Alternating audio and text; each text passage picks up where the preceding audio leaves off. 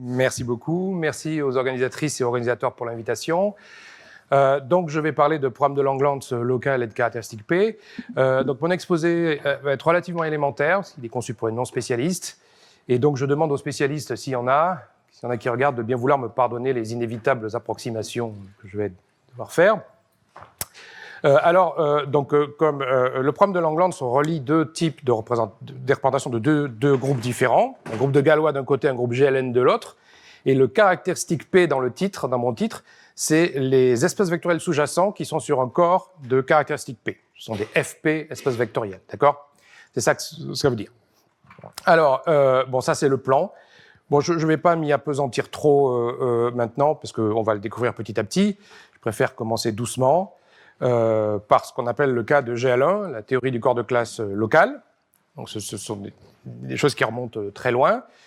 J'ai besoin d'un nombre de notation élémentaire. Alors, dans tout l'exposé, P est un nombre premier. ZP, c'est les entiers p-adiques. Alors, je vous rappelle que ZP, c'est les sommes en puissance formelle en puissance de P, coefficient dans Z, d'accord, qui est naturellement muni d'une topologie p-adique. Donc, de deux entiers p-adiques sont proches si leur différence est divisible par une grosse puissance de P. Et ça en fait un anneau compact. D'accord? Alors, maintenant, on inverse P. Et quand on inverse P, en fait, tout ce qui est non nul devient inversible. Donc, c'est le corps des nombres p-adiques qui, lui, est localement compact. D'accord? Et j'aurai aussi besoin d'extension finie de QP. Donc, une extension finie de QP, c'est un corps qui contient QP et qui est de dimension finie comme QP espace vectoriel. Alors, par exemple, QP lui-même, vous pouvez prendre des racines MM de P, ou alors un exemple qui réapparaîtra à la fin de cet exposé, vous pouvez rajouter à QP la racine carrée de moins 1. Alors, j'ai rajouté si P est congru à 3 modulo 4, parce que si P est congru à 1 modulo 4, il y est déjà. D'accord, la réciprocité quadratique. Voilà, et donc ce QP de racine moins 1, c'est une extension quadratique non ramifiée, moins si P est différent de 2, et vous verrez que l'extension quadratique non ramifiée, passer de QP à QP de racine carrée de moins 1, peut révéler des surprises, mauvaises surprises. Et j'aurais besoin de l'anneau des entiers de K, c'est-à-dire c'est l'analogue pour K de ce que ZP est pour QP. Et la définition, c'est les racines de polynômes unitaires dans ZP du X. Donc tous les éléments de K sont racines de polynômes à coefficient dans QP, parce que K est une extension finie, facile à voir. Donc si vous prenez les polynômes unitaires, donc coefficient dominant égale à 1 et un coefficient dans ZP de X, par définition, les racines, c'est un anneau, c'est l'anneau des entiers. Et c'est aussi un anneau compact comme ZP. OK, alors je vais énoncer l'application de réciprocité que je vais utiliser tout le long de cet exposé et même, vous verrez, à un moment donné, de manière un peu tacite. Pour ça, j'ai besoin de vous rappeler la définition des groupes de Galois. Alors, on commence avec une clôture algébrique de QP. Donc, on prend toutes les extensions finies dont je viens de parler, vous les mettez, vous voyez, elles peuvent s'inclure les unes dans les autres, naturellement, prenez toutes leurs limites inductives. Ça fait un gros corps, qui est une clôture algébrique de QP. Et le groupe de Galois de QP bar sur QP, c'est les automorphismes de ce corps qui fixent K point par point. Galois de QP bar sur K, d'accord? Groupe de Galois de QP bar sur K. C'est un gros groupe, hein, non abélien, etc. Mais il est quand même profini, donc en particulier compact. Hein, il est profini parce que quand vous avez un automorphisme de QP bar, vous pouvez évidemment le restreindre à toutes les extensions finies, et ça le détermine, puisque QP bar, c'est la limite des extensions finies. Donc naturellement, le groupe de Galois, c'est la limite projective des groupes de Galois de L sur K pour L extension finie galoisienne de K, qui sont des groupes finis. Et vous mettez la topologie limite projective dessus. Donc ça vous fait un groupe profini.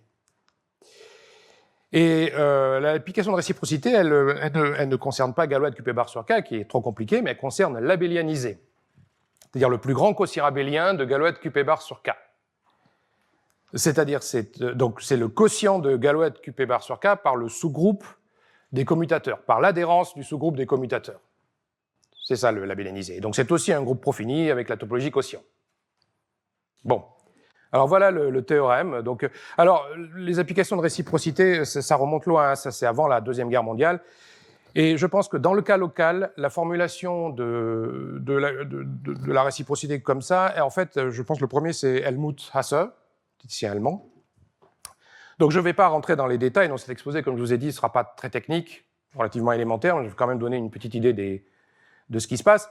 Donc la réciprocité vous dit que, en fait, labellianisé du groupe de Galois, de manière peut-être bizarre, si vous voyez ça pour la première fois, en fait, c'est pas très loin de K privé de 0. C'est un peu surprenant, parce que Galois de QP bar sur K, on s'éloigne de K, on prend toutes les extensions, etc.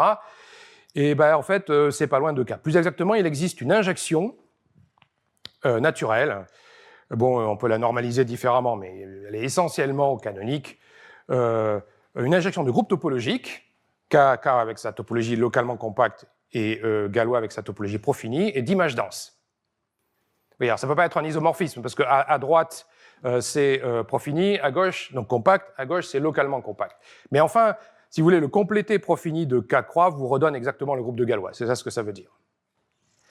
Voilà. Et donc, en particulier, on en déduit de manière absolument triviale ce qu'on pourrait appeler comme correspondance de Langlands pour GL1 de K, qui est que, donc je vais énoncer mes correspondances de façon assez élémentaire dans la suite, tout le temps comme ça. Je pars d'un corps commutatif, que là, je prends quelconque, et je pars d'une représentation de dimension 1 du groupe de Galois de QP bar sur K, sur donc un E espace vectoriel de dimension 1. Eh bien, il lui correspond une représentation qui va être aussi de dimension 1, trivialement, de GL1 sur K. Il suffit juste de remarquer qu'une représentation de dimension 1 du groupe de Galois se factorise par la labellianisée, parce que GL1 de E, c'est commutatif, contrairement à GL2 de E.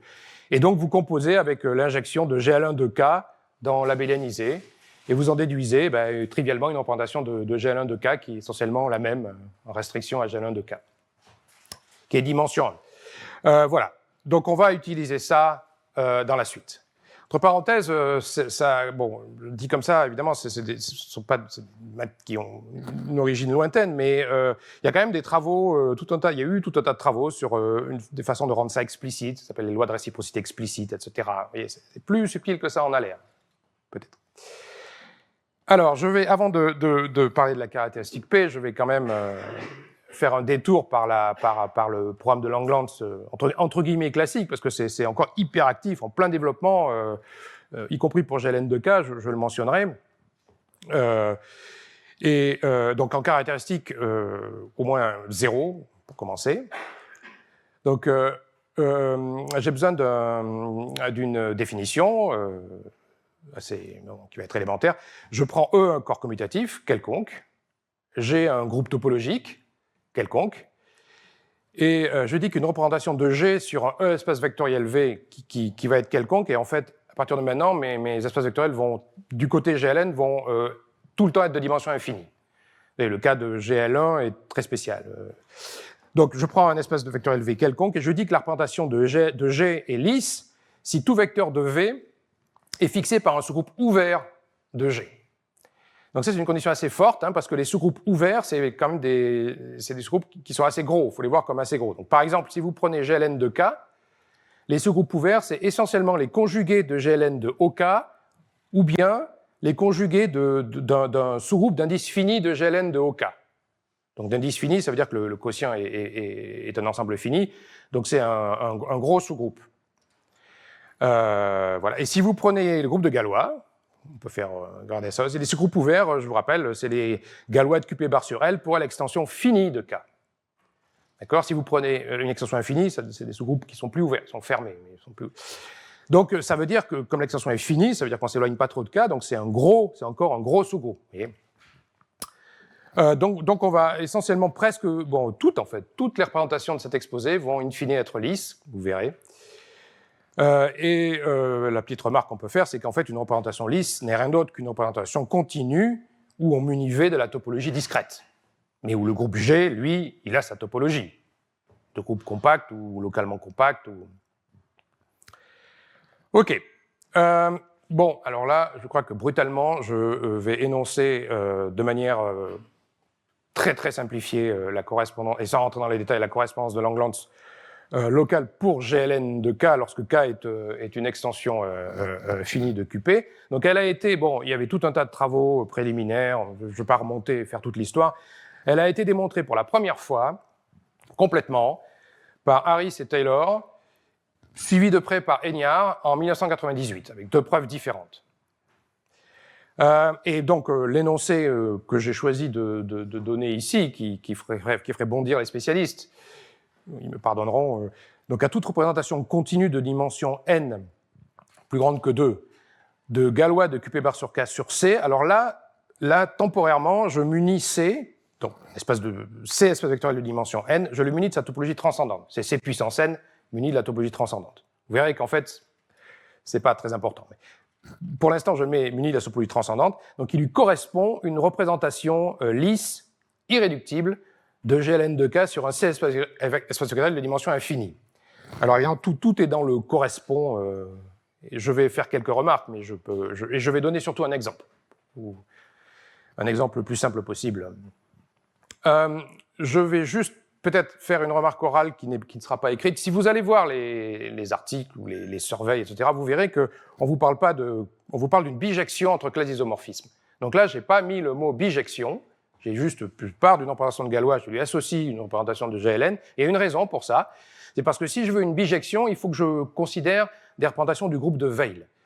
Le groupe de Weil est au groupe de Galois, ce que K croix est à l'abélénisé du groupe de Galois. C'est-à-dire c'est un sous-groupe d'images denses. D'accord? Et ça donne plus de représentations. Et là, avec ça, vous pouvez avoir une bijection entre classes d'isomorphisme. Moi, je me limite aux représentations de Galois, parce qu'en caractéristique P ou L, il n'y a essentiellement pas de différence. Ça me simplifie la vie. Mais je n'ai pas de bijection. Je dis ça juste, si vous allez voir les... En tout cas, chaque représentation de dimension n de Galois, j'ai une représentation de dimension infinie qui lui est associée. Alors, quelques remarques avant de donner un exemple. Si je prends une représentation continue de dimension n de Galois de Qp bar sur K sur C, avec la topologie transcendante, en fait, elle est automatiquement lisse. Et la raison pour ça, c'est que il n'y a pas de base de voisinage ouvert de l'identité dans GLN de C formée de sous-groupes. Il y a évidemment des bases de voisinage ouvert, tant que vous voulez, mais si vous voulez être suffisamment petit, ce ne sont pas des sous-groupes. Autrement dit, il existe un voisinage ouvert qui ne contient pas d'autres sous-groupes que 1. D'accord ? Et à cause de ça, si vous voulez, ça empêche les topologies de se mélanger. Et donc la représentation, elle est lisse. Et comme elle est dimension finie, vous voyez, chaque vecteur est fixé par un sous-groupe ouvert. Donc, prenez l'intersection, ça reste ouvert. Donc, ça se factorise en particulier par un quotient fini de Galois de Qp bar sur K, de la forme Galois de L sur K, pour L, une des extensions galoisiennes qu'on a vues au début. D'accord ? Et en particulier, c'est semi-simple, du coup. La représentation d'un groupe fini en caractéristique chorale sur C, c'est semi-simple. D'accord ? Bon, c'est un cas, c'est parce que je me suis limité à un énoncé, j'ai un peu considéré un cas particulier qui fait que dans ce cas-là, c'est que des choses semi-simples qui apparaissent côté Galois. C'est plus compliqué que ça avec le groupe de Weil.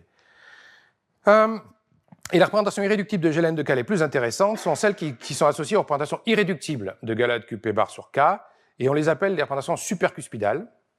Donc je ne vais pas trop en parler. Là, je donnerai un exemple en caractéristique P. C'est plus élémentaire. Elles ne sont pas si faciles que ça à définir, hein, même pour GL2. Mais en tout cas, elles permettent de construire toutes les représentations irréductibles de GLN de K, lisses irréductibles, par induction parabolique. D'accord, donc c'est les briques élémentaires, si vous voulez.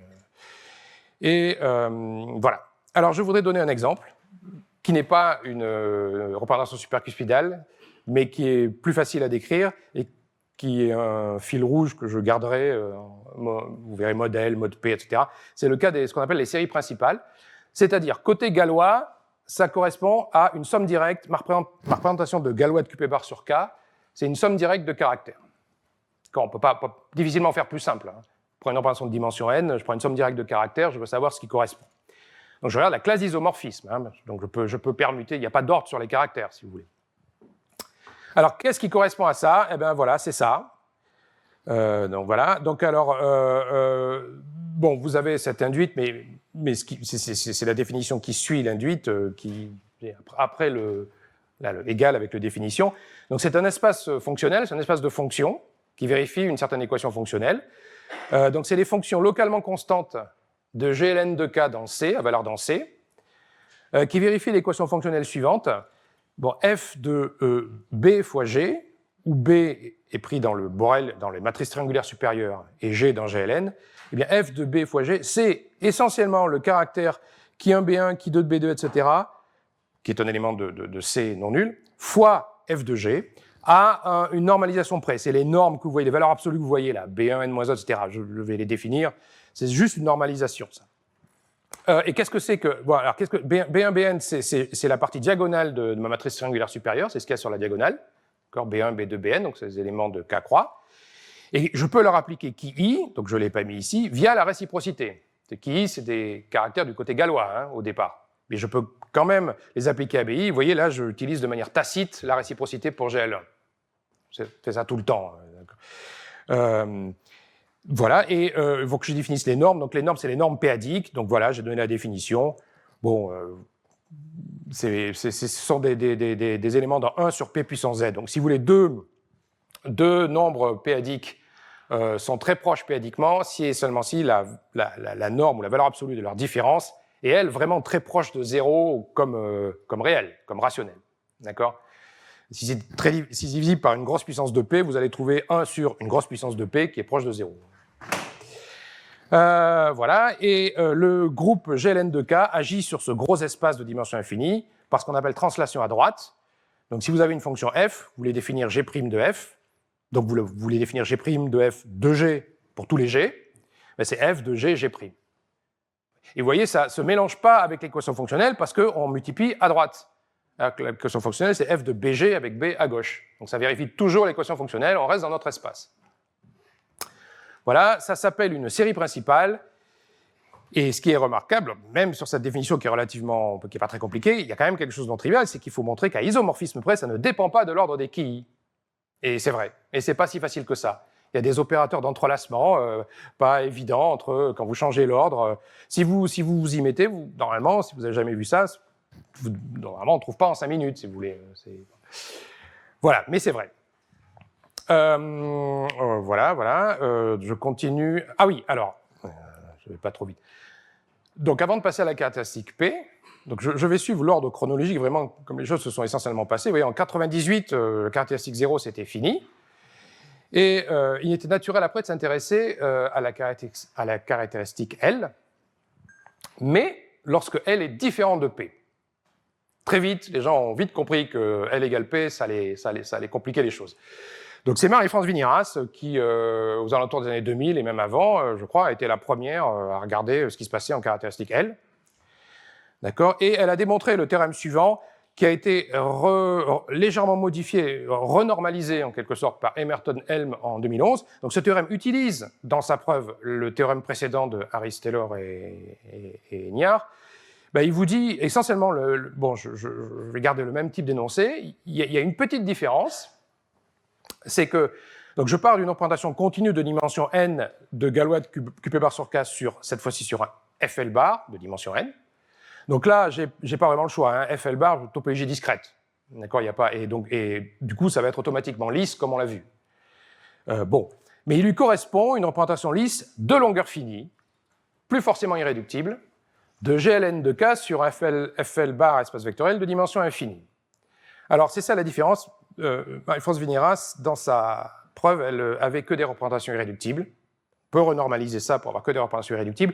Et quelques années après, ça a été modifié par Emerton-Helm à la marge, hein, c'est-à-dire que ça ne concerne que quelques cas, hein, tout le reste, ça n'a pas changé. Dans certains cas, c'est mieux d'autoriser des représentations de longueur finie parce que c'est ce qui apparaît sur la cohomologie.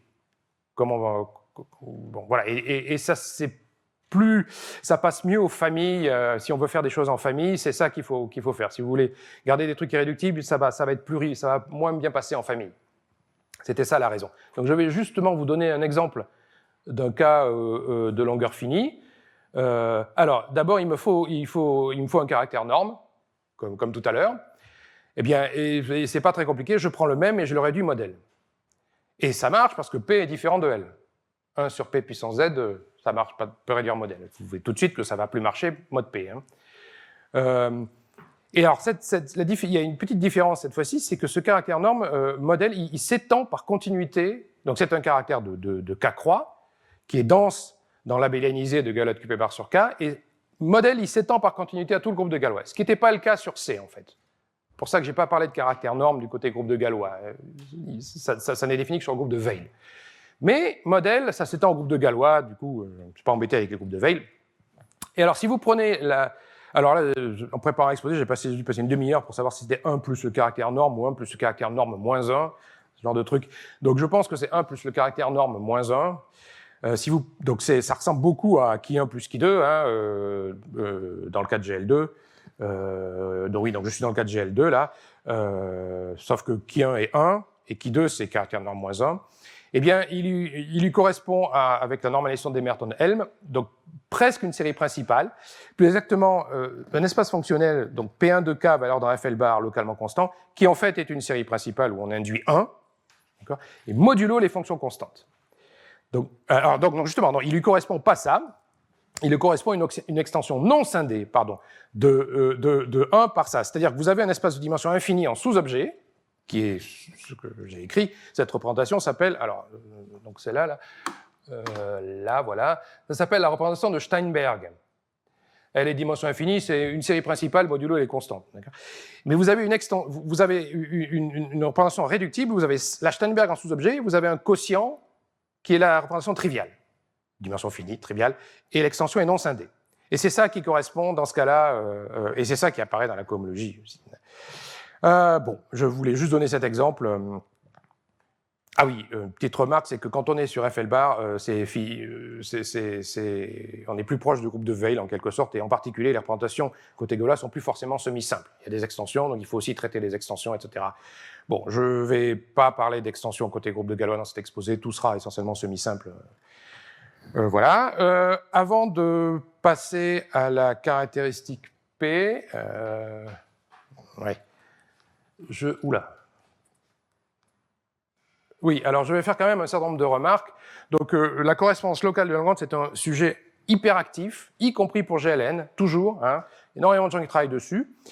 Alors oui, d'abord, quand même, je voudrais préciser que la représentation de GLN de K associée à une opération de Galois de QP bar sur K, elle vérifie de multiples propriétés qui la caractérisent. Hein, l'égalité des facteurs L et des facteurs epsilon de paire, etc. Tout un tas de choses compliquées dont je ne parle pas ici. Peut-être la plus simple, la propriété la plus élémentaire, c'est que si vous regardez l'action du centre, donc vous avez cette représentation de GLN de K, irréductible, vous la réduisez, vous regardez comment agit le centre, donc K croix qui est plongé diagonalement dans GLN de K. Ça agit par multiplication par un caractère qui correspond au déterminant de la représentation galoisienne, encore une fois via l'application REC. Donc on a cette propriété. D'accord ? Et tout un tas d'autres propriétés. Alors, une deuxième propriété extrêmement importante, c'est que cette correspondance locale, elle n'est pas comme ça purement locale, enfin, si, mais en fait, elle est naturellement réalisée dans la cohomologie étale de variétés algébriques appelée variété de Shimura. Ce qui est assez incroyable. Donc, vous avez des espèces de... Bon, il faut prendre une limite inductive des espèces de cohomologie sur des niveaux pour avoir un truc de dimension infinie. Vous avez les deux groupes qui agissent, et puis elle est, paf, ça vous donne exactement la correspondance locale de Langland, c'est assez remarquable.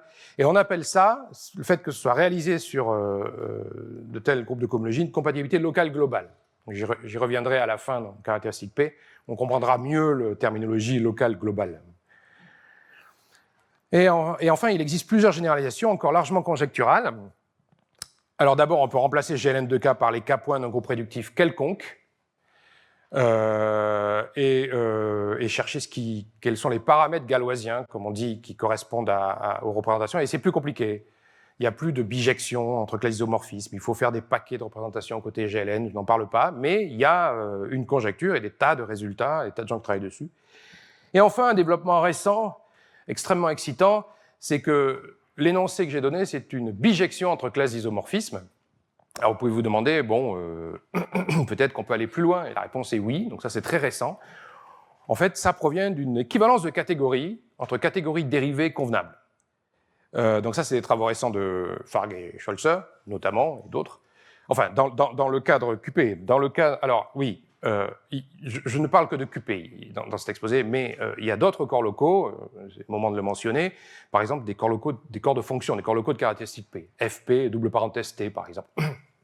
Donc, dans ce cas-là, la correspondance locale, elle a été démontrée, elle avait été démontrée avant par Lomor, Rapoport et Stuhler, d'une part, et d'autre part, il y avait des techniques donc c'est plus proche de la géométrie, si vous voulez, quand on est avec le corps des fonctions, et donc il y avait déjà une formulation de correspondance en termes d'équivalence de catégories dérivées, etc. Mais ça s'étend au cas QP, c'est ça qui est remarquable. Et donc ça, c'est un sujet très actif, totalement contemporain. Voilà, donc je crois que je vais m'arrêter, donc y compris modèle, hein. Je crois que je vais m'arrêter, différentes P. Je vais m'arrêter ici pour ce qui est classique et je vais passer, à peu près la moitié, oui c'est ça, je vais passer à la caractéristique P. Donc je vais vous expliquer un peu ce qui s'est passé puisqu'on a commencé à s'intéresser à ça, les bonnes et les mauvaises nouvelles. Alors, donc vous voyez, je vais commencer par le cas le plus simple, le cas de GL2 de QP. On ne peut pas avoir plus simple. Bon, vous pouvez me demander qu'en est-il de GL1 ? GL1, c'est juste la loi de réciprocité. J'avais pris un corps E quelconque au début, vous pourrez prendre E de caractéristique P. Donc rien de nouveau pour GL1. C'est à GL2 que ça commence. Donc on commence avec GL2 de QP. Donc désormais, toutes les représentations vont être sur des FP bar espaces vectoriels, donc L égale P par rapport à précédemment.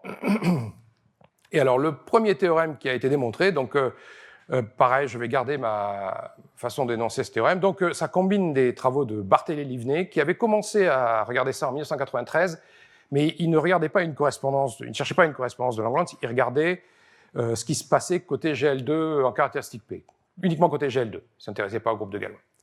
Donc moi, j'ai commencé à regarder repris ce qu'ils ont fait en 2001, et c'était suivi de travaux importants de Kolmez en 2005, et en combinant tout ça, donc on montre que à toute représentation continue de dimension 2 de Galois de QP bar sur QP sur FP bar, avec topologie discrète encore, lui correspond une représentation lisse de longueur finie, c'est pareil, comme pour modèle, il faut autoriser longueur finie, de GL2 de QP sur un FP bar spectral dimension infinie.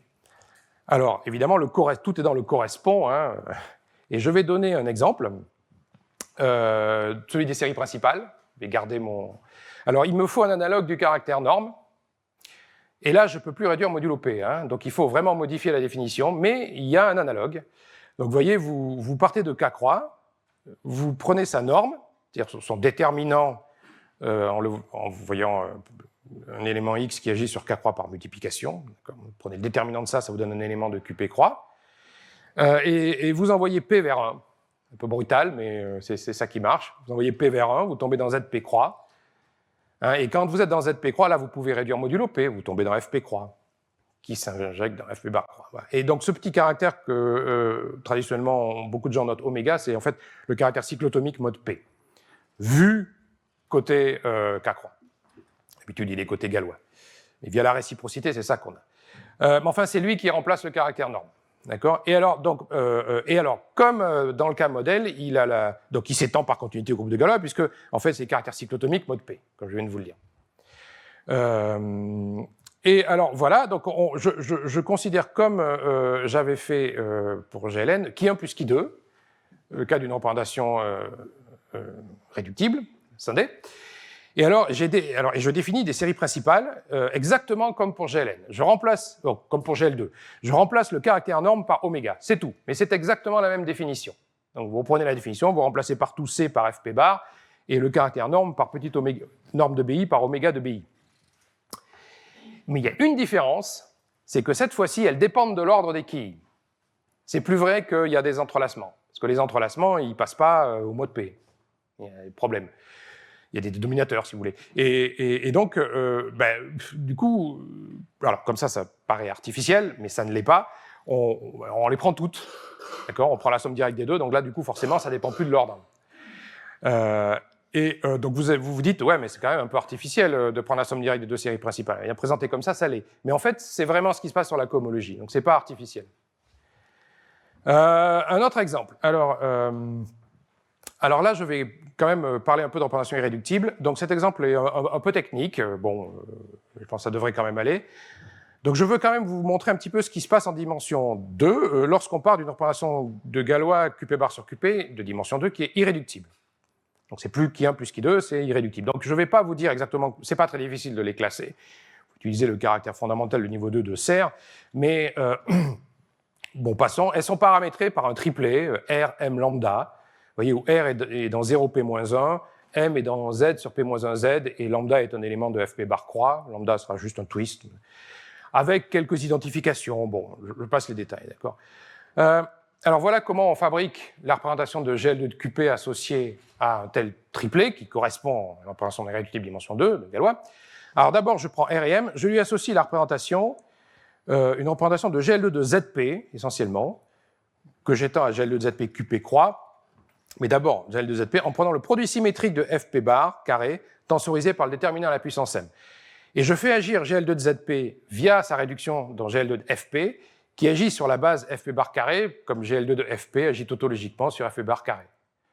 Donc on a vu cette représentation hier, en fait, hier après-midi, c'était avec SLN de R, je ne sais pas si vous vous rappelez, qui agissait sur les polynômes homogènes de degrés fixés. Mais là, en fait, c'est la même, sauf que c'est SL2 de, c'est GL2 de FP, mais sim R de FP bar carré, c'est les polynômes homogènes en deux variables de degré R plus 1. D'accord ? Bon, et on peut voir écrire comme sim R, c'est le même. Voilà. Donc on commence par définir ça. Et on l'étend à GL2 de ZP QP croix en envoyant, comme j'ai fait tout à l'heure, P vers 1. Et donc le ZP croix, lui, rentre dans le centre de GL2 de ZP. Donc, voilà, et on l'induit. Alors, on induit ça, non pas, on ne peut pas l'induire, c'est une opération de GL2 de ZP, donc on ne peut pas l'induire du Borel, si vous voulez, mais on l'induit de GL2 de ZP.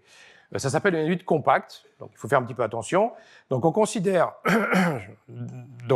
les fonctions de GL2 de QP à valeur dans sigma de Rm, hein, qui est un petit FP bar respectueux de dimension finie, on les considère à support compact modulo QP croix.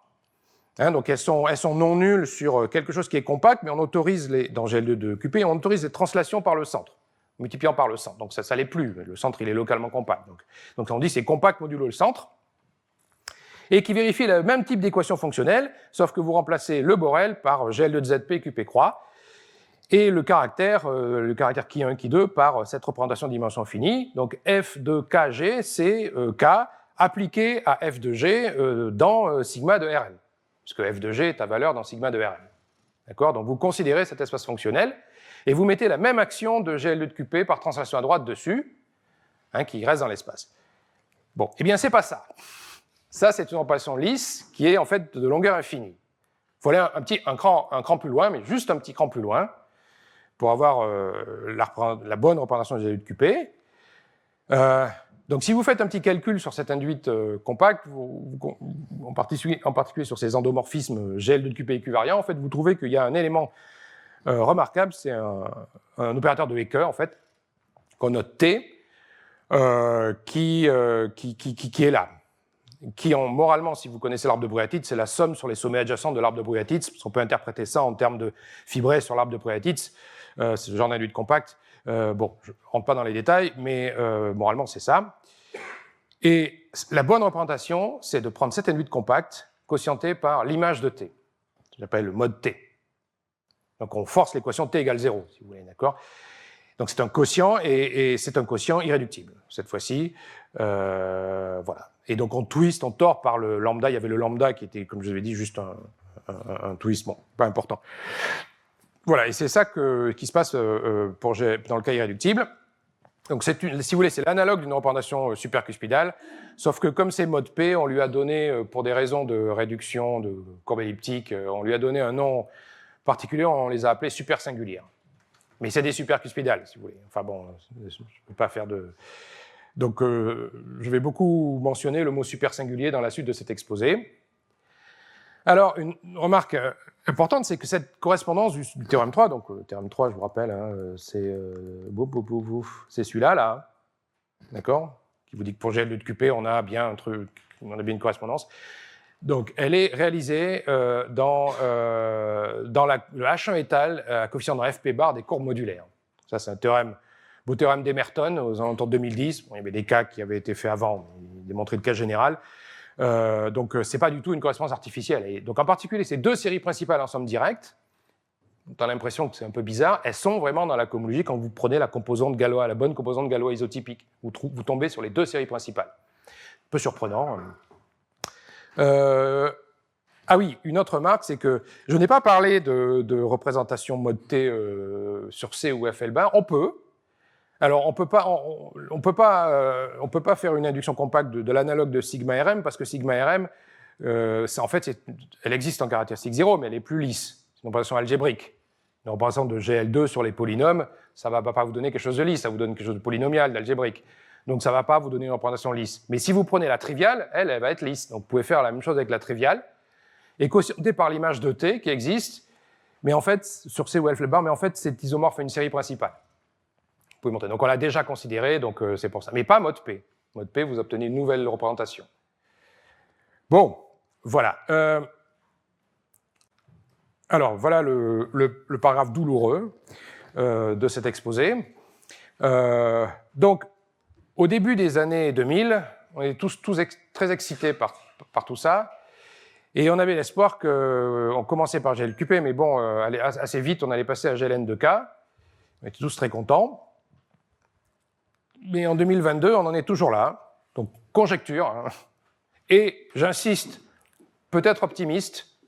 Donc là, je prends un risque. En vrai, j'ai même hésité en préparant mon exposé. Bon, donc, conjecture optimiste. On espère qu'on a la même chose. À toute représentation continue de dimension n de Galois-Kuiper sur K sur FL bar avec topologie discrète, on espère qu'il lui correspond à une représentation lisse de longueur finie de GLN de K sur FP bar espace vectoriel de dimension infinie et qui a un sens arithmétique dans la cohomologie, tout le tintouin. D'accord ? Mais c'est une conjecture. Et je vais vous expliquer, voilà, vous faire sentir pourquoi c'est toujours une conjecture, sur quel genre de problème on est tombé qui ont surpris tout le monde, moi le premier. Donc de multiples problèmes sont apparus en essayant de sortir de GL2 de QP. Donc là, je vous explique les choses telles qu'elles se sont passées. Hein. Alors, donc, pour K différents... Alors, les problèmes... Bon, on va faire par étapes. Donc, je suppose K différents de QP et je regarde GL2 de K. D'accord ? Et là, déjà, on est coincé. Donc, on est coincé pour la raison suivante, une des raisons suivantes. Si vous prenez une opération irréductible sigma de GL... Alors, je m'aperçois que c'est pas GL2 de K. Donc là, il y a un typo. C'est GL2 de OK. Je veux faire la même chose que GL2 de ZP. Hein, j'ai fait. Donc, c'est GL2 de OK fois K croix, en fait. C'est ça, là. Donc, pardon, il y a un typo, là, j'aurais dû le voir. Donc, on fait la même chose. On peut c'est des produits symétriques. Hein, on les induit de manière compacte. Il y a toujours le T en quotient de par T. Et la mauvaise surprise, c'est encore de longueur infinie. Mince. Donc, je rappelle que c'est irréductible hein, pour QP. Alors, par le lemme de Zorn, on sait qu'il existe des quotients irréductibles de ce quotient. On sait que si on va suffisamment, on va tomber sur des quotients irréductibles, forcément super singuliers. Donc ça, c'est pas des séries principales, d'accord. Mais ils sont définis par une infinité d'équations. Donc ça, c'est un résultat de Schrein en 2012 et de Ziqian-Yu récemment en 2019. Bon, Schrein a fait le cas des extensions quadratiques, K quadratiques. Donc ça, c'est très surprenant. Donc, autrement dit, si vous voulez définir un de ces quotients, pour QP, vous avez une seule équation T égale à 0. Pour QP de racine carrée de moins 1 quand P est congru à 3 modulo 4, vous devez rajouter une infinité d'équations. Alors ça a surpris les gens, hein, vous comprenez mais c'est encore pire que ça. Alors, et on sait bien sûr en construire explicitement aucun du coup. D'ailleurs, s'il y a une infinité d'équations, je ne suis pas certain que la bonne idée ce soit de les regarder, ces équations. Il va falloir trouver... Mais enfin, ce n'est pas encore compris. Et c'est pire que ça, parce que non seulement on ne sait pas les construire, mais on peut montrer qu'il y en a plein. Donc, alors, si le corps résiduel de K est P, donc, et FP au moins, est différent de FP, pardon, mais c'est vrai aussi pour FP, mais bon, gardons le cas différent de FP, donc c'est OK modulo le radical de P, c'est le corps résiduel. Donc, OK, modulo une petite hypothèse, en fait, on peut montrer qu'il existe paradoxalement beaucoup de tels quotients irréductibles non isomorphes. Donc ça, c'est des résultats qui avaient été commencés par Paskounas et qui ont été finalisé en partie avec dans un article Paskounas et moi-même en 2007. Et là, on est surpris, on en trouve beaucoup plus que de représentations irréductibles de dimension 2 de côté gallois. Donc c'est deuxième mauvaise nouvelle. D'accord ? Non seulement il faut une infinité d'équations, mais il y en a plus que ce qui se passe du côté gallois. Alors bien entendu, et on ne sait toujours pas quoi en faire. Alors moi, je ne sais toujours pas quoi en faire. Je sais qu'il y a des gens qui réfléchissent à essayer de leur donner une interprétation galloisienne compliquée. Il n'empêche, on peut quand même chercher celles qui correspondent vraiment, s'il y en a qui correspondent vraiment à la représentation de dimension 2 de Galois de Kuiper sur K dont on est parti. Et je vais en dire plus dans la suite. Je voudrais rappeler que si K égale QP, bien sûr, toutes les représentations irréductibles de GL et de QP, elles apparaissent dans la correspondance. Il y en a pas plus que ce qu'il y a côté gallois, si vous voulez. Mais vous prenez QP de racine carrée de moins 1, et bien tout d'un coup, une infinité d'équations, infinité de représentations, t'es un peu abasourdi. Et alors, donc vous allez me dire, bon, peut-être que le cas réductible, c'est mieux. Eh bien non. Donc voilà, le cas réductible, on a toujours nos deux séries principales. Non, je les rappelle, donc celle-là, elle ne pose pas de problème. Hein. Là, les séries principales, donc je vous les redonne. Les voilà. Donc elles sont là, en bas, là. Hein. Là. Et vous voyez, j'ai pris soin de définir oméga sur k croix. Donc vous pouvez exactement prendre cette définition en remplaçant qp par k et des caractères qui de k croix. Exactement la même chose, ça existe, c'est de longueur finie, bien sympathique et tout, donc c'est pas ça le problème. Donc revenons au problème. Voilà, donc on a bien ces deux séries principales et elles sont bien dans la cohomologie. Tout va bien. Mais malheureusement, il y a autre chose dans la cohomologie. Pour la même représentation qui 1 plus qui 2. Il n'y a pas que ces séries principales. Et ce qu'il y a, mauvaise nouvelle, c'est super singulier. Ça ne peut pas être d'autres séries principales. Ça, c'était pas très sympa parce que les super singulières, on ne sait pas trop les traiter. Donc elles sont un peu partout. Et si vous regardez GLN de K, même avec K égale QP, N supérieur ou égal à 3, a priori, c'est pire. Donc on soupçonne, enfin moi je soupçonne la présence d'analogues de représentation super singulière, donc c'est ce qui apparaît pas dans les séries principales. Elle devrait être essentiellement partout, et on ne sait essentiellement presque rien sur elle. Bon, pour GL2, on en sait un peu, mais pour GLN... Donc si vous voulez, moi j'ai fini par voir ces représentations super singulières comme une forme d'énergie noire. Vous voyez, ça devrait être partout, mais on ne sait pas la voir, on ne sait pas les voir. Et c'est un peu ça, hein. Enfin, si on veut vraiment se pencher sur ces super singulières... Voilà. Donc ça, c'était le paragraphe douloureux. Il me reste un quart d'heure, je vais avoir le temps, pour parler de choses quand même optimistes, un peu plus optimistes. Il y a quand même des résultats, évidemment très, très partiels, mais bon, dont je vais parler. Alors, il y a des résultats pour GLN de K.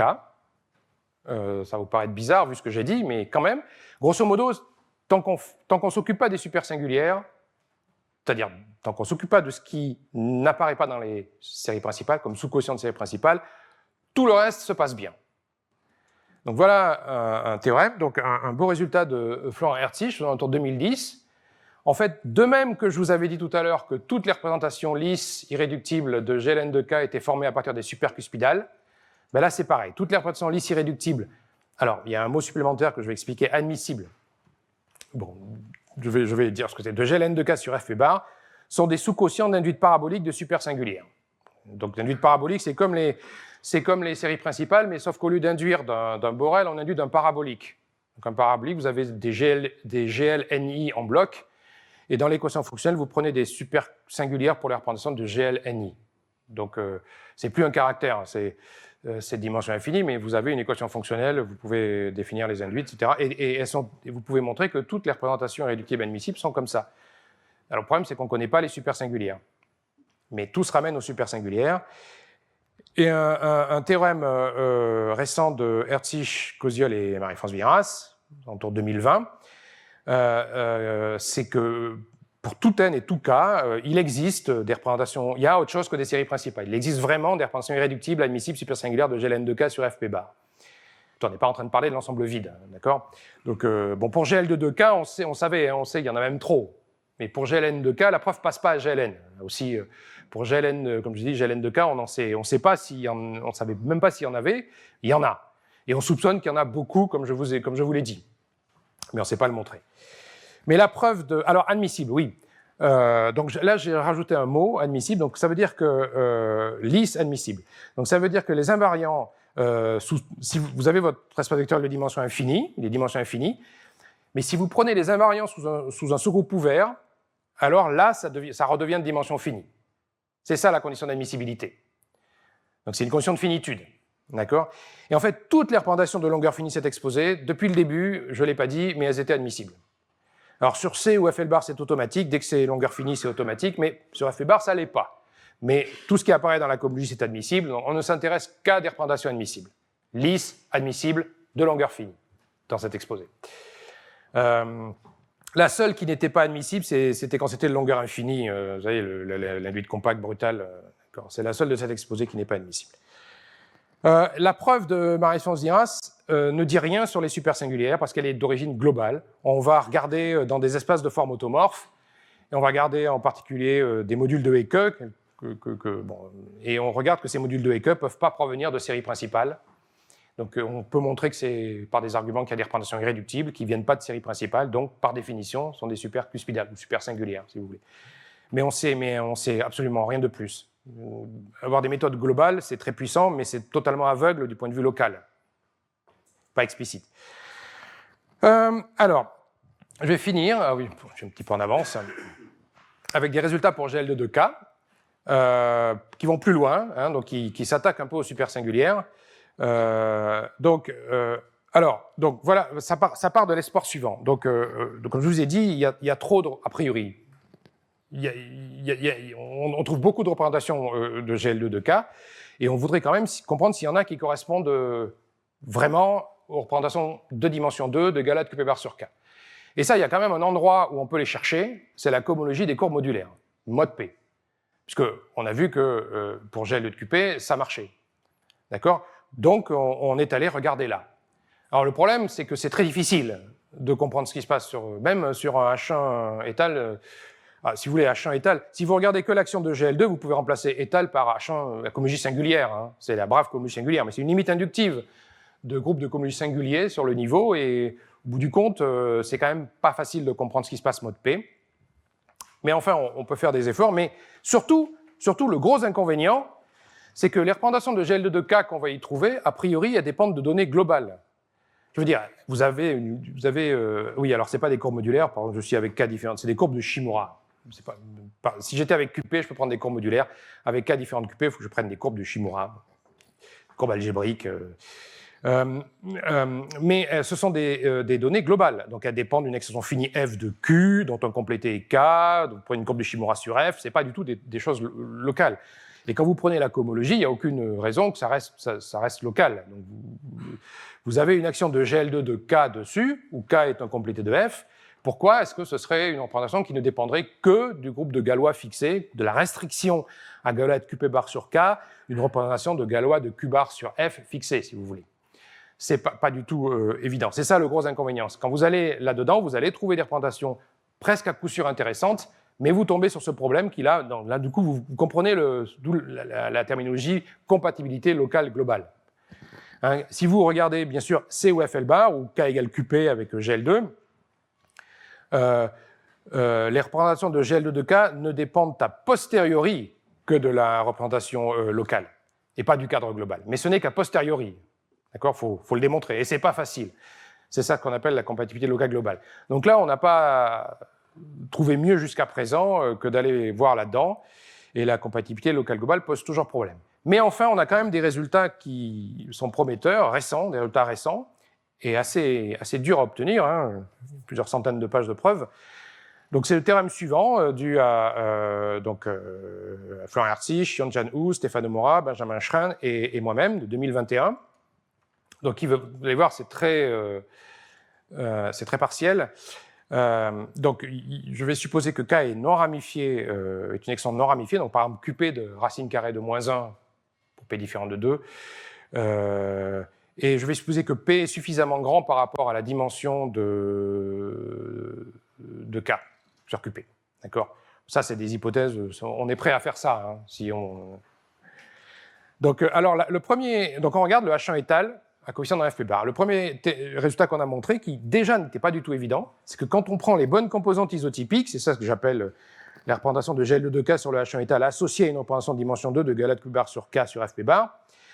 Bon, suffisamment générique, là aussi, c'est des hypothèses qu'on est prêt à faire, on est prêt à regarder les cas un peu dans les coins plus tard.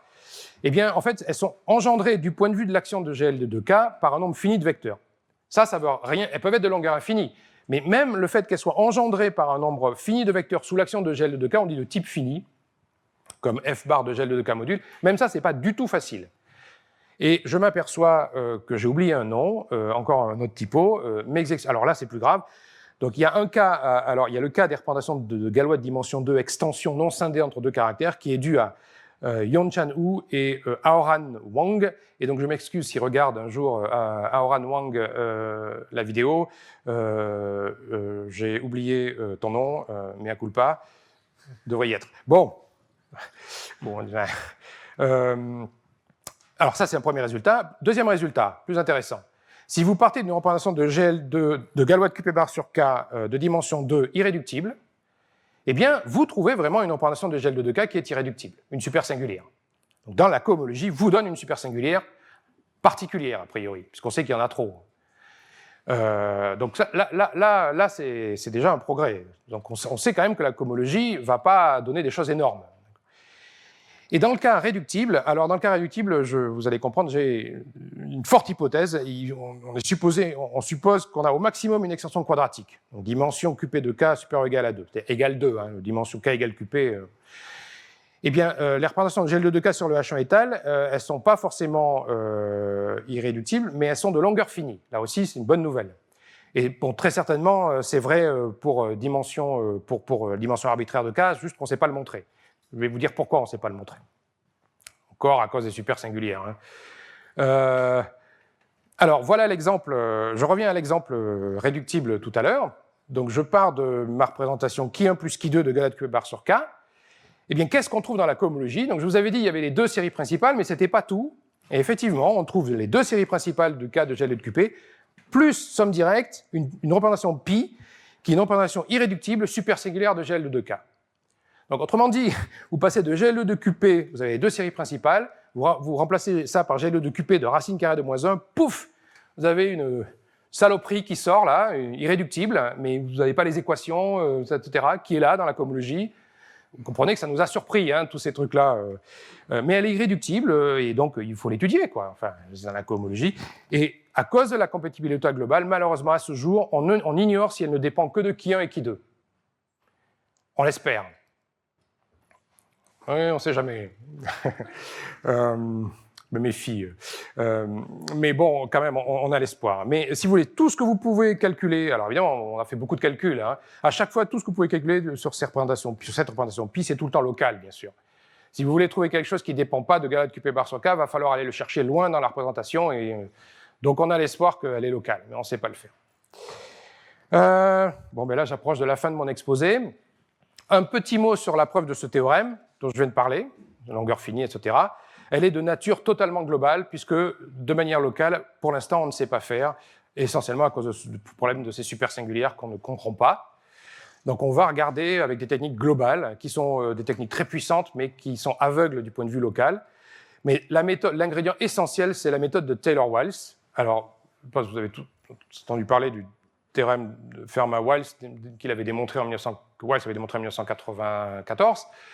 Il y avait deux articles, il y avait l'article de Wiles et il y avait un deuxième article très important par Taylor et Wiles, et c'est dans cet article de Taylor et Wiles qu'il y a une nouvelle méthode géniale qui s'appelle le patching, bon, qui depuis a été très sophistiqué, rendu fonctoriel, etc.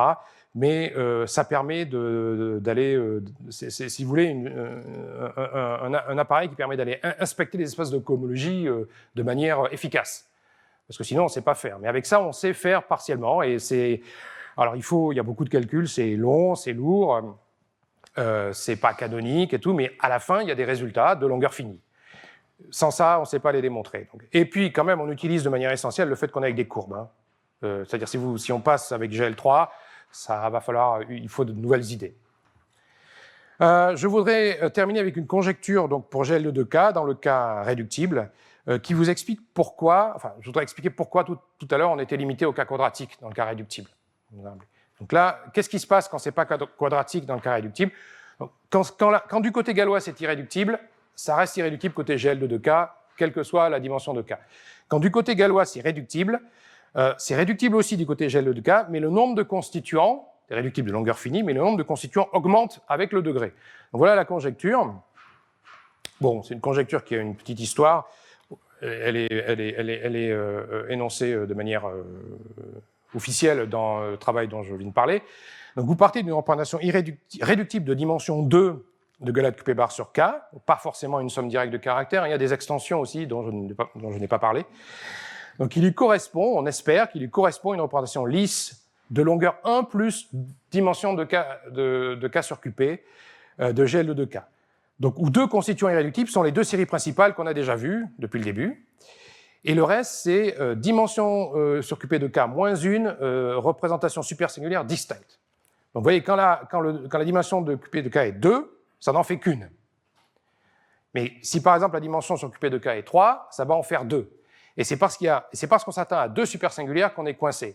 Parce qu'on arrive à attraper la supersingulière quand il n'y a pas autre chose que des séries principales à côté, mais quand il y a une supersingulière, une autre supersingulière et 2 séries principales, c'est fini.